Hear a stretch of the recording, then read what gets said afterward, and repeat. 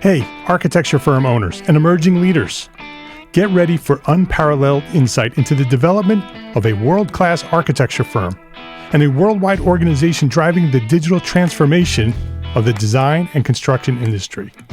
With Build Smart, the podcast that's changing how our profession operates.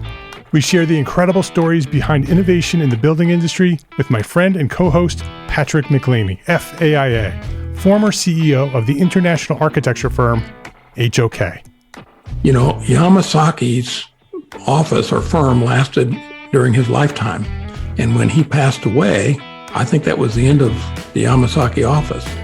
Helmut did not want that. He wanted a firm that would live out and grow beyond the founders. In Season 1, discover the untold stories behind HOK's meteoric rise, from 150 employees in St. Louis to a powerhouse with over 1,900 staff members and 27 offices worldwide. You know, they weren't as polite as the Kojima people. That was just boom. And anytime you have a creditor, whether it's Kojima or the bank, that wants their money, unless you can raise money someplace else, you are out of business. Bankrupt. And hold on tight for Season 2, where Patrick takes us on a new adventure as chairman of Building Smart International, shaping the future of digital transformation in the design, construction, and operation of built assets. Ian Howell, Ken Harold, and I, Ken was my technical representative from HOK. The three of us took a tour of Europe of 5 cities in 5 days. Very busy time. Simply follow the link in the show notes to subscribe to Build Smart now and uncover lessons that will transform you and your architecture firm.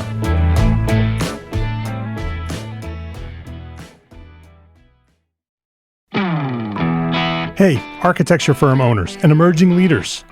Get ready for unparalleled insight into the development of a world-class architecture firm and a worldwide organization driving the digital transformation of the design and construction industry.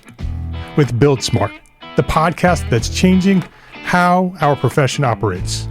We share the incredible stories behind innovation in the building industry with my friend and co-host, Patrick McLeamy, FAIA, former CEO of the international architecture firm, HOK.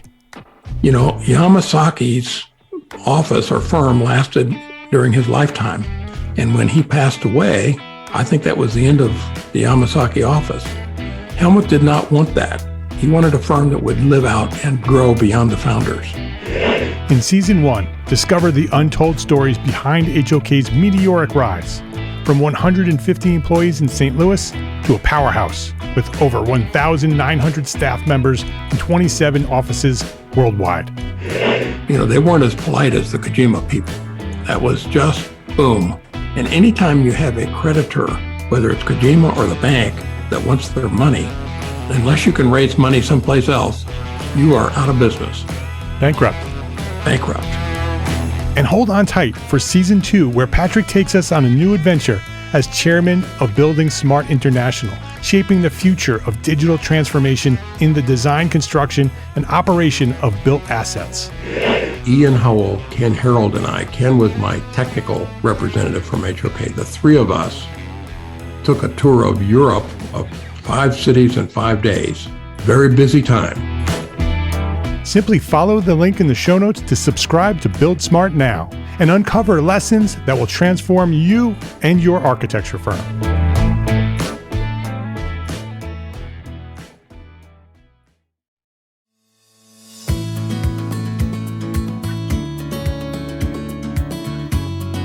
My name is Mark R. LePage, and you are listening to Entre Architect Podcast, where each week I speak with inspiring, passionate people who share their knowledge and expertise, all to help you build a better business as a small firm entrepreneur architect. Jesse Tarr, welcome to Entre Architect Podcast. Mark, thank you for having me. It's great having you here. Founder of City Permit, a company that provides permit expediting services. And Jesse's got a really interesting, unique story of how he got to where he is. So we're going to hear about that. He graduated from Florida International University in 2012 with a bachelor's of business administration in international business, and simultaneously enlisted in the United States Marine Corps where he successfully completed officer candidates school during his enlistment. And he built a company called City Permit. So I'd love to hear, Jesse, your story. First of all, thank you for your service. That's important to me. You guys allow us to do what we do. And so I appreciate you doing that. But I'd love to hear your story. Go back as far as you want to go back. Talk about how you discovered your passion for what you do today. Sure. Maybe who or what inspired you to get started with it. Sure. So I'll take you back to school and I'll run through it really quick. I'm from Maryland. I got into several schools in Maryland, but I wanted to change the scenery. I wanted to change the pace. And that's what drew me to Miami and to FIU. And then I graduated and I got a job with GEICO. I kind of did everything I thought I was supposed to do. I got the degree. I got the good job, and it was going great. And then about, I'd say 2 years into it, I just remember sitting there and I'm seeing cars getting towed in and towed out, and I'm cranking out estimates. And I was like, man, there's got to be more. There has to be something different. And so I started the economy of the side hustle, the gig job. Sure. And I tried this and I tried that and I tried this. And I stumbled on permit expediting. I had never heard about permit expediting. I didn't really know what it was. I ran some permits here and there for my dad in high school. He had a small general contracting firm. He would do like fourplexes and smaller single family dwellings and additions. But I didn't really understand. It was just like, hey, take this paperwork to the county or the city, talk to this person, and they should say this and you'll say that. And if you have any trouble, just call me. I didn't really understand the ins and outs and the intricacies of permit expediting, reading plans, code. And this pipeline job came up. It was a pipeline, I think it was for natural gas, and was running through Pennsylvania, down through Maryland and into Virginia. And I got the portion that ran through like Baltimore County. And then I think it went down through Anne Arundel County and down a little farther, but we didn't win those two portions. So just so I understand, so with the pipeline, you have to get a permit for every county that it passes through? Oh yeah. Yeah. Because they're constructing this pipeline and it has the supports and it's going through, and there was land disturbance and of course the structural and architectural elements of building this pipeline. And so I had plans, and it was, hundreds of miles of pipeline. It was a great job. It paid really, really well. And I remember I had to go to Baltimore County, and I went there a couple times. And at the time I was bartending at nights. I think I was finishing up with GEICO at that point. It wasn't really working out at GEICO. But I just remember thinking to myself, wow, I made more money doing this job. I didn't have to deal with drunk people. Yeah. I got to sit in air conditioning. This is great. Like, how do I replicate this? How do I duplicate this? And I started going door to door to different trade contractors. Where I lived, there was a bunch of warehouses close to my apartment building. It was like a warehouse zoned district. And in that warehouse district, there were a bunch of MEP contractors. And I would knock on the door, and usually I would get like cussed out or kicked out or don't come back. But I would drop a business card on purpose by accident in the warehouse floor, and just hold on to this. You never know. And sure enough, like 6 months later, they would call me. They'd have an emergency situation. Hey, a water line blew up or somebody's AC is out and I need a permit right now. Can you do it? And I would drop everything and I'd go get it. And that started a relationship with the trade contractors. But those permits, they're small. The scope of work is usually small. But through them, I was able to get in touch with some architects. Then I got in touch with a GC. One GC called a meeting, and I'm sure a lot of architects will love this and can relate, calls a site meeting, doesn't show up to their own meeting that they called. But I showed up, and the architect showed up with the lead architect on the project. And I started talking to them, and they said, wow, you showed up. Expeditors never come to the site. This is great. We exchanged information, and that developed into a relationship. And so really, I was able to start developing relationships with handshakes, face-to-face, showing up on time, delivering. A lot of it's just integrity. Yeah. Doing what you say you're going to do when you say you're going to do it, it carries so much weight. It sounds so simple, but in the realm of construction and design, I feel like so many people, they promise all these lofty things and they never deliver. And then it's excuse after excuse. And then you're caught explaining to your customer or your boss or, your vendors, hey, there's this delay. And then you just end up looking stupid. And so when you have somebody that you can trust and depend on, I find that it's reciprocated and more work comes. And that is how I was able to slowly but surely start the business and really get a consistent book of business where I was able to start doing it full time. I love that story. I love that you basically built it out of nothing, right? That you had this one opportunity where you're just like, oh, I'm just going to go do this because it's going to make me some money. Having the realization that, I made a lot of money doing this. There's probably more of this. Go out and start hustling and just basically knocking on doors and telling people you can help them. Right. And then just doing what you say you're going to do when you say you're going to do it over and over and over again, building relationships and just scaling that and just keep going on that. What does city permit look like today in terms of scale? So before I was only in DC and Montgomery County, Maryland. Now we've expanded nationwide. We have offices in Petworth, the neighborhood in Northwest DC. We also have an office in the city of Miami in Coconut Grove. It's our first commercial space. The build out should start here in just a month or so. And I'm going to host an event. I want to invite a bunch of architects and trade contractors, just people that have helped us throughout the years, and say, hey, come on by and network and meet. And, there'll be food and drink. And it's just a real milestone for us as a company. In terms of staff, we're about 20 strong and we're looking to hire. The construction industry, knock on wood, hasn't slowed down. I mean, we've gone through the pandemic, we've gone through interest rates going to zero and now going up, 6 and 7% and navigating those kind of murky, uncharted waters. But construction has remained pretty steady. And so I'm looking to continue to entrench ourselves in the major metropolitan markets that we're in. There's a project in the Bahamas that I was called for, that I did a site visit for. So we might be going international, which is something I never even considered, but I'm not going to turn it down. So just the sky's the limit, truly. Tell me what City Permit does. What are the services you provide? So when I started, it was really just expediting, permit processing, permit running, it's often called, where we manage the pre-construction process of dealing with the bureaucracy of the local authority having jurisdiction. And we take that off the plate of typically the architect, sometimes the GC, but often by the times the GC is declared, the permit has already been spoken for, it's already been pulled, but we might pull trade permits or, utility or right-of-way permits for the GC. What I think differentiates us from a lot of other firms is anybody can just go to the county or the city, drop off paperwork, kind of get comments and shuffle paperwork back and forth. That doesn't really add value. It does if you're reliable and you do it on time, but if you can leverage your relationships and build relationships with the folks at the local permit office, and you can do things like set up meetings with the reviewers because they're impossible to get in touch with, or they never answer the phone, or they never respond to email. That's where you're really bringing value to your client. Permitting, as we know, can really delay or kill a job even due to soft cost. And so to keep it moving and to keep it moving smoothly is our goal. Since then, we've expanded. We offer surety and performance bonds. We're about to become a licensed general contractor across the Eastern Seaboard. We're going to be doing insurance estimating, and I'm looking to do third-party inspections in the near future. So the company has really expanded. We also offer design and drafting services too, because there was a hole in the market where we were getting these jobs, fences, decks, retaining walls, and architects really didn't have time. It wasn't worth their time or their money. Drafters, it was hard to find somebody. So we were able to incorporate that along with traffic control plans.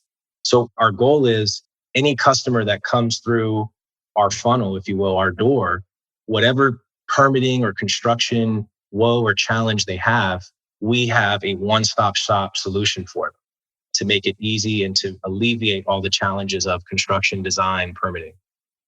It sounds like the success that you've had and the growth that you've had has continued the foundation of those relationships, right? That sounds like that's the core of what you do, is you're building relationships with these inspectors and these decision makers. And so that allows you to help the process run more smoothly. You know the process, you know how it works. And so when an architect hires you to do that, they can spend more time on design. They can spend more time making their client happy and not spend all their time and frustration in a building department trying to get a project approved. Absolutely. That's our pitch. I mean, I've run into countless architects who are sitting there, they're frustrated. They were told it was going to be an hour. Next thing you know, they've been here 4 hours. And I just pass them my card and I say, hey, whenever you get tired of coming down here, give us a call. Yeah, I'll sit in that seat for you. I'll sit in the seat for you. I'll take care of it for you. And then just like you said, you can focus on design. You can focus on your customers instead of trying to deal with navigating the inefficiencies of the bureaucracy. I don't mean to throw a stick at the counties. I think they try the best they can. I think they do the best that they can within reason, but they're just not incentivized, right? Like on the private sector, you're highly incentivized, especially as a small business, to do a great job. it's your name on the line, it's repeat business, it directly affects your bottom line. But if you're, John Smith and you're kind of just clocking in every day, and whether you review 10 jobs or 50 jobs, you get the same performance rating. Well, what incentive do you have to do 50 jobs? Why not just do 10 or 9 even, right? Yeah. And so I think bridging that gap, and like you said, being able to speak their language. A lot of times different counties, different cities, they have their own process, they have their own nuances and how they do things. And if you can speak their language and you can follow their process, they like dealing with you because you're an educated applicant versus, the applicant that comes in and might not know or doesn't have the time. And now they're caught in a continual pattern of trying to train their customer. And training's terrible. Nobody likes training new people. I don't know, maybe there's like some HR people out there, but typically training is painful and, people don't like to do it. So if you can just come in there as an expert and bridge that gap between the private and the public sector, it just makes things flow more smoothly on both sides. Yeah. And we're talking to small firm architect business owners, right? So they're wearing dozens of hats, right? Doing so many different roles and responsibilities. We talk about delegation all the time, right? Trying to find ways that take the things off our plates that we don't need to do so we can focus on the things that we're really good at and we really should be doing. Absolutely. This is one of those things, right? We shouldn't be sitting in a building department waiting for our turn so we can hand them some paper and then have to answer the questions and go through the process. And, right. And we're not going to do enough of those to build the relationships like you have, knowing the people in the building department. Some of us have, right? I have. In the few towns that I have worked in, I've built relationships, and that's exactly the success, right? That's the secret of permitting, right? Are those relationships, right? Then absolutely, you get a lot farther, a lot faster when you know somebody and they trust you and they know this quality that you bring to that process. Absolutely. Let's take a quick break to say thank you to our sponsors for their support of this episode. Accurate data is crucial, especially in today's business environment. Outdated and inaccurate data leads to turnarounds, delays, and rising costs. With supply chain and staffing issues, these costs and delays can multiply. That's why a resource like rcat.com is so important. RCAT works with manufacturers to keep their data up to date and accurate, and offers it to you easily, accessible, and free. Use RCAT's powerful search engine to find what you need fast and download it right there on their site without needing to pay for anything. It's free. You don't even have to register. So go try rcat.com today. That's ARCAT.com. Unlock your full potential as an architect business owner at Entre Architect Network. Since 2013, Entre Architect has been the premier membership community designed exclusively for small firm entrepreneur architects like you. Join a vibrant community of like-minded professionals and gain access to a wealth of resources, mentorship, and support. From comprehensive courses to expert guidance, Entre Architect Network equips you with the necessary tools to thrive in your career. Master business strategies, enhance your marketing techniques, and excel in project management, all while fulfilling your continuing education requirements along the way. Break free from the isolation and connect with a supportive network that understands the unique challenges that you face as an architect business owner. Whether you're a startup architect or a seasoned professional looking to make a difference, join us, and we will help you elevate your career, boost your confidence, and unlock opportunities for your architecture firm. When our community of entrepreneur architects is linked and leveraged as one, there's no limit to the impact that we can have on the world. Visit entrearchitect.com today and become part of our thriving network. Unleash the full potential of your architecture business. Join Entre Architect Network today, the premier global business organization for small firm architects. Learn more at entrearchitect.com.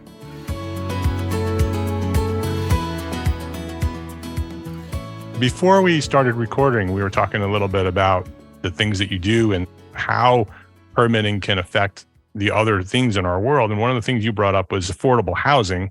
And I love that idea of having permitting connected to that. It allows us to do that. You said earlier that often projects are killed in the permitting process, through the cost of having to go through that process.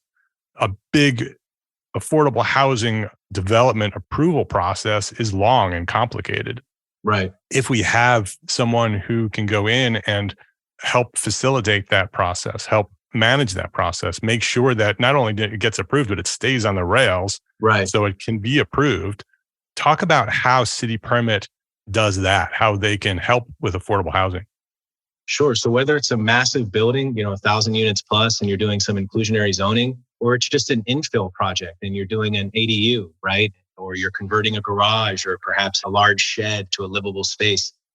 We're solving that problem by expediting the permit process, which is delivering more units to market, whether they're going for sale or for rent. The idea is to increase the supply to match the demand, because right now it's lopsided. And I don't think it's so much that the design firms out there or the GCs can't keep up. I think a lot of it is, it's often overlooked, is the bureaucracy. Right. But you can't take bureaucracy out completely. It does promote safety. It does kind of temper the delivery of units to market and make sure that things are planned accordingly, so you don't have like a warehouse next to an apartment building or something like that. But I think speeding up that process, like you said, a lot of times something can be in a planning commission for 2 years, 3 years, and then it takes another 2 or 3 years to permit. Well, by that time, that's 5 or 6 years. What's happened to demand? Yeah. So those 1,000 units, they're just a small crumb from the loaf of bread that needs to be addressed. And often the financing for those projects go away, right? That Right. financing is put in place at a certain point with an expectation of when that financing is going to be paid back. Right. And now we're way beyond where we expected to be because it's gotten stuck in this bureaucracy. And, maybe sometimes the investors go take their money and go somewhere else. And now you don't have the funding, or your loan expired and you don't have that loan anymore. Right. And now we can't go ahead with the project simply because we don't have the funding to proceed with it. No, absolutely. I agree with that. And I think that the number one killer I see on projects is that soft cost, problems with financing, because the permit process runs over and now you're paying on something and you don't have any income to pay it with, or the income that you were depending on isn't there. And so when the developer is affected in that way, it just kind of trickles downstream. And the person that ends up being hurt the most is the renter or the home buyer, that unit's not available anymore. Or it's instead of being delivered to market in a year or two, it's now taking 10 years. So I think that's how we're addressing it. Another thing that we do, we have the City Permit Foundation. We focus on community enrichment, dealing with kids, minority, youth in the cities that we work in. And we're just trying to educate and show like, hey, there's another option. It doesn't have to be like military or sports or, along the lines of STEM. Like construction is a very broad industry. There's so many avenues that you can take. There's permit expediting, there's general contracting, project management, architecture and engineering. And there's a lot of talent out there that just doesn't know. Yeah. And if we can bring some of that talent in, not only will that uplift that community, because now you're in an industry that pays very well and you can literally get a job anywhere. So if you want to move or relocate, that's not a problem. But you're also helping solve a problem of getting things from the pipeline to production much quicker. Yeah, I love that. And I appreciate that you're doing that with the foundation. Like I said, we're talking to small firm business owners. How does someone like a small firm architect work with you? First of all, how do they connect with you? But once they've connected with you, how do you get paid? How do they, Sure. Like the basics? How does that work? Yeah, so rest assured, we're targeting our small firm architects. We love our small firm architects. They're great clients. They tend to understand the value add. There's not a whole lot of explanation there. Same way you'd hire an accountant is the same way you'd hire a permit expediter, or you have your go-to general counsel. At the end of the day, you're an architect, and that's where your time is best suited. Anything else is an opportunity cost. Once we've made contact, we do flat rate pricing. I've dealt with, again, not to throw stones, but I've dealt with lawyers. I love hate with lawyers because you never know what you're going to get. And it's like, oh, well, it could depend. And it's all these variables, but it's like, okay, but what's it going to cost? I need to know what it's going to cost because I need to budget. I need to project. I need to tell my customer. I've taken that frustration and turned it into a solution. We offer flat rate pricing. You know what the price is up front. We send you a proposal. We can negotiate. We can agree to the proposal or the scope. And then boom, you know what it's going to cost and you know what the expectations are. It's very clear. We communicate through Basecamp. Basecamp was bought out by Amazon several years back. It's a great, great system. It's very easy to use. We tested several and Basecamp has proven to be, and this is a shameless plug, I'm not getting paid, but it's proven to be very, very instrumental to our operation and staying organized. Trying to manage projects through Outlook, Gmail, Monday, all the other project management softwares that are out there, even like Procore. Procore is just too complicated. Trying to teach somebody Procore that has no construction knowledge is difficult. And so Basecamp helps keep us very organized. And as you know, a lot of these projects, like if you're doing a large addition, you could have a building permit, a land disturbance permit. You might have a wet utility upgrade. You might have a right-of-way permit for the sidewalk that you're repairing or replacing. Well, you've got 5 or 6 different permits. Now there's all these email threads. Well, wait, what said what? Who said where? Where are the plans? In Basecamp, we're talking about the building permit in the building permit thread.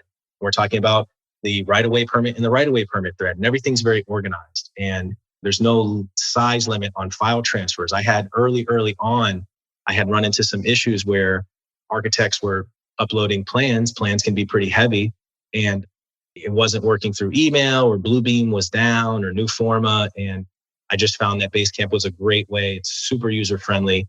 And the other great thing about it is for people that don't have time to learn something new, no issue. It'll email you directly to your native email server, and you don't have to sign up. So we do our best to make it as simple and painless of a process as possible. Like a lot of small businesses, we had our fair share of accounting troubles years ago, got that all squared away. We're working with an excellent CPA now. We bill via QuickBooks Online. We accept any major form of payment. So again, just making it easy so that when our customer comes to us, it's easy. Every step of the process, the sales process is easy. The operations process is easy. The accounting process throughout is easy. And it just makes their life better. They don't have to spend time and effort dealing with the permitting, paying for the permit. Where do I send the check? We take care of all of that. We take care of everything, A to Z. Yeah. You're very inspiring to understand how you started this company, where you are now. So many lessons just learned through what you just talked about. Lots of value in this episode for sure. So thank you for that. Before we wrap up, I want to ask you the one question that I ask everybody here. If there was one thing that you could talk with a small firm architect in order for them to do one thing today to build a better business for tomorrow, what would that suggestion be? I would say, and we talked about this a little bit offline, delegation. I think it applies to any business. It was something that I struggled with, when I went from just being a one-man show to 2-man, and then what do I do with the money? And okay, now I have to let go of the vine. And it's very challenging. Like, that's your money. That's how you're getting paid. Or that's your baby and you brought it this far and your reputation is great. And if I hire this new person, are they going to care as much? And the simple answer is, I don't think anybody will care as much as you do, per se. But you necessarily don't need people that care as much as you do. You just need somebody that maybe cares 80%. And they operate with integrity and they operate with character. And if they're there from 9 to 5, they're there from 9 to 5. And then, they go home and they do their thing. But I would say, if I could go back, I wish I would have gotten a CPA much sooner. I thought I couldn't afford it, but it ended up costing me like triple and like a whole mess with the IRS that I had to get out of. And it was just crazy. And I wish I would have gotten a CPA much sooner. For an architect, I think, like you said, one of the biggest opportunity costs, and this is a plug, and I will say it, is hire an expediter. Doesn't have to be us. Get a good local expediter. There are a lot of national outfits that'll subcontract or hire, Joe Blow from Craigslist. That's not what you want. You want somebody that's local, has boots on the ground. Even though a lot of stuff has gone virtual, we still need to send people to these offices from time to time and do a face-to-face because we just can't get in touch. And there's nothing like being able to send somebody at a moment's notice, like, hey, I need you down at the DCRA permit office, or I need you at the city of Miami tomorrow because we have to set up this meeting and it's not moving and I don't know what's going on. Or I need you to go to City Hall and shake some feathers because it's been past the allotted time. So I would just say delegation. Get experts that can do one thing really, really well that will also offload things from your plate. Like, you don't want to be a lawyer and an expediter and an accountant and accounts receivable. Offload those things. Find people that can do those things for you, whether it be hiring in-house or finding a trusted vendor, third-party vendor. Great answer. His name is Jesse Tarr. The company is City Permit. You can learn more about the company and connect with them at citypermit.us. Citypermit.us is the website. Jesse, if somebody wanted to reach out to you directly, what's the best way they can connect with you? I'd say email. It's sales, SALES, at citypermit.us. And I know a lot of people, I don't want to buy anything. Don't worry. We're not going to pressure you. Our product sells itself, right? But that's the best way to reach out because that email is monitored by 7 different people. And I get so many emails that a lot of times if you email me directly, it goes to spam or I miss it. Or call the number on the website. We love phone calls. I love to have conversations. I feel like with COVID, this virtual thing is great and it's sped up a lot of things, but we lost a lot of that interpersonal, communicative aspect of dealing with each other. So a phone call is great and we can set up a meeting just like this and get to meet each other. All right. Sounds good. Jesse Tarr, citypermit.us. Thank you. Thanks for coming by, sharing your story, doing the work that you do, making our job as architects a little bit easier.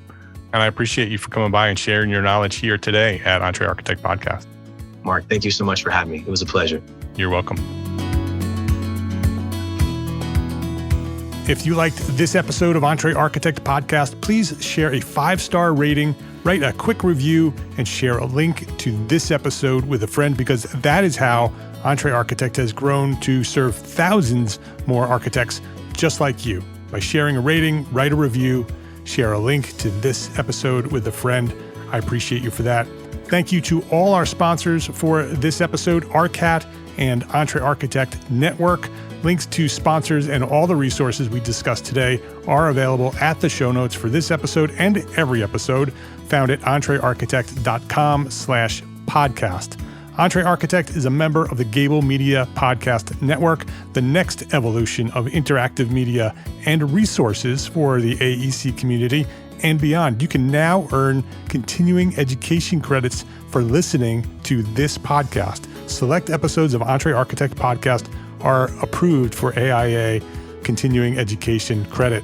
Learn more about our new Gable Members program at gablemedia.com/members. That's GABL media.com/members. Thank you for listening to this episode of Entre Architect Podcast. My name is Mark R. LePage. Love, learn, and go share what you know.